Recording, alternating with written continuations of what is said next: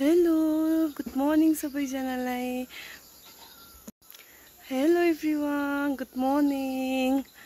अहिले मैले यो भिडियो सुट गर्दाखेरि चाहिँ मर्निङ छ अनि आज मर्निङमा चाहिँ म बारीमा फलेको के सब्जी छ भनेर टिप्नु पर्यो भनेको तपाईहरुलाई पनि देखाउँछु है।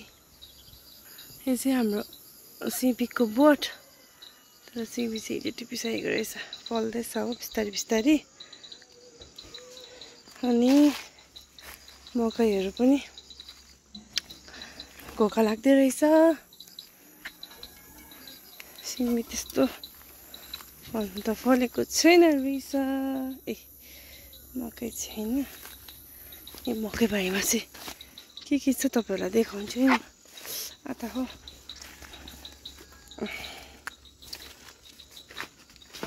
जीवन गुड मर्निङ हो। यस्तो मर्निङमा आज म सब्जी टिप्न आएको। सानो बोल लिएको छु मैले। अनि यी साथीभाइहरू अस्ति हामीले खोर्सानी रोपेको थिएन, चाहिँ खोर्सानी हो। अन्त खोर्सानी यस्तो दामी भएछ। अनि म चाहिँ खोर्सानी साथमा सब्जी चाहिँ साग आमाले छर्नु भएको थियो नि त, म चाहिँ यही टिप्न आएको। यो साथसाथै इस्कुसको फर्सीको मुन्टा यसरी यहाँ फर्सी बारीमा फर्सी फलिरहेको छ। काँक्रा पनि फुल्दै रहेछ, फर्सी पनि फुल्दैछ हो। अन्त खोर्सानी चाहिँ यस्तो छ। अब अलिक दिनपछि चाहिँ फल्नु मजाले थाल्छ। अनि म चाहिँ साग ल्याउन आएको नि त।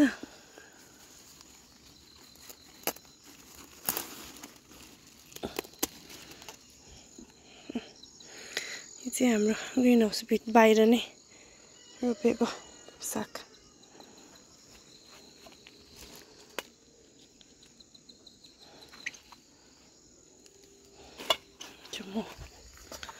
मेरो देख्नु मुन्टाहरू यस्तो चाहिँ फर्सीको मुन्टा। फर्सी पनि फल्नु आँटेको रहेछ, बेबी फर्सी हो। मेरो बोल यहाँ छ, फटाफट म साग टिपिहाल्छु है साथीहरू। अन्त हामी चाहिँ साग चाहिँ टिप्छ है। यसलाई चाहिँ बचाउनु पर्छ। सागको चाहिँ चुटाउँछु अन्त म। हुन्छ अब साथीभाइ सब्जी टिप्छु अनि तपाईँलाई भेट्छु है। खोर्सानी अब एक दुई दिनबाट थाङ्रा दिनुपर्छ हो यिनीहरूलाई। अन्त यो बेसी नै फर्सीको मुन्टा आएको रहेछ कि एक दुईवटा चुराइदिएको नि। अनि काँक्रा मजाले फुल्नु थालेको छ। हाम्रो काँक्रा छैन भन्दा काँक्रा चाहिँ रहेछ। अस्ति चाहिँ थिएन एउटा पनि हो। फुल्नु साथसाथै फल्दैछ पनि हाम्रो काँक्रा। काँक्रा फलेको पनि रहेछ हो। म त फलिहालेको छैन होला भनेको त के ला।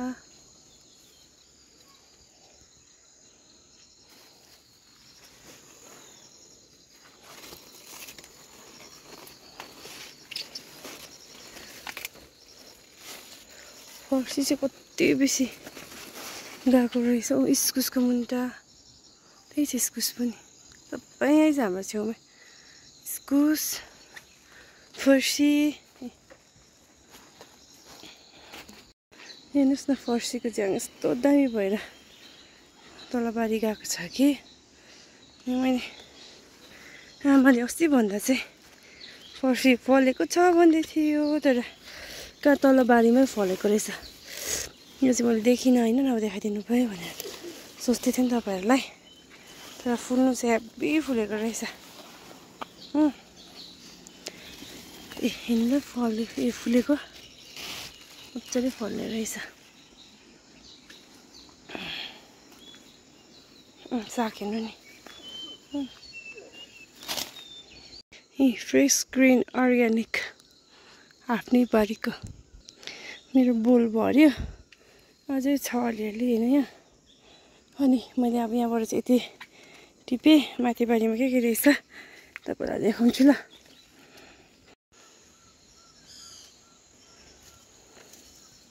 पहिला चाहिँ हामी यस्तो पाक्दा कम्ती खान्थेन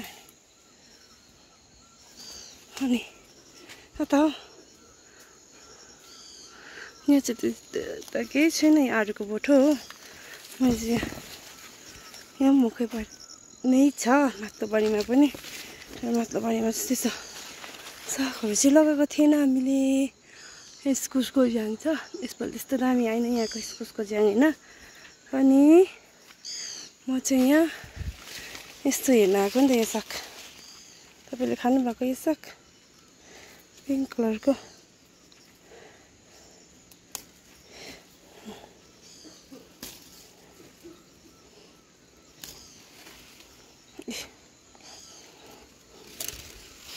मलाई चाहिँ पुरा मनपर्छ यो साग यहाँ चाहिँ आफै उम्रेको हो यहाँ अन्त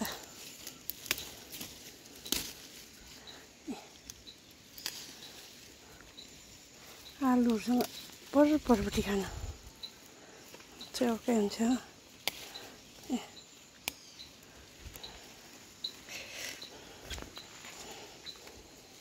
यो मैले एक बिटै पाएँ हो किन्ने मकै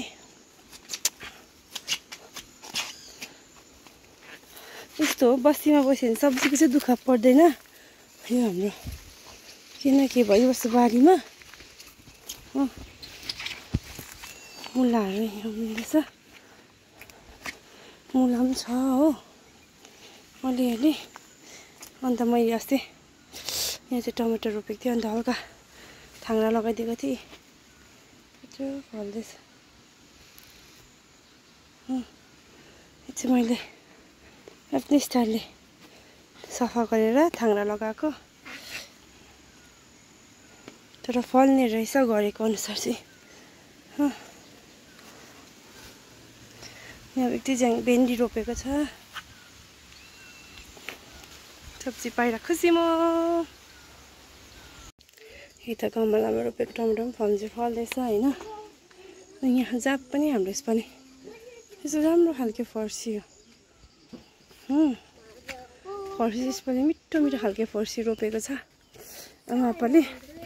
आमापाले दामी दामी फर्सी रोप्नु भएको छ फर्सी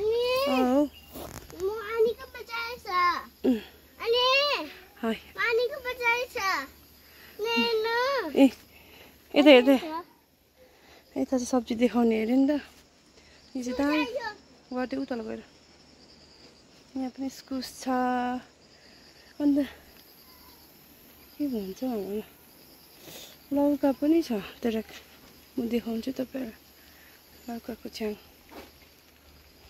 यो चाहिँ लौकाको बोट होइन थाङ्रा चढ्दैछ म त्यो पनि फर्सीकै बोट भइहाल्यो अनि यी साथीहरू हाम्रोमा चाहिँ फर्सी पनि यत्रो भएको छ है अनि तपाईँलाई देखाउन खोजेको आई होप तपाईँहरूलाई मेरो मिनी अर्ग्यानिक बारी मन पर्यो होला खोइ thank you so much for watching bye bye राइम्से बाई बाई यता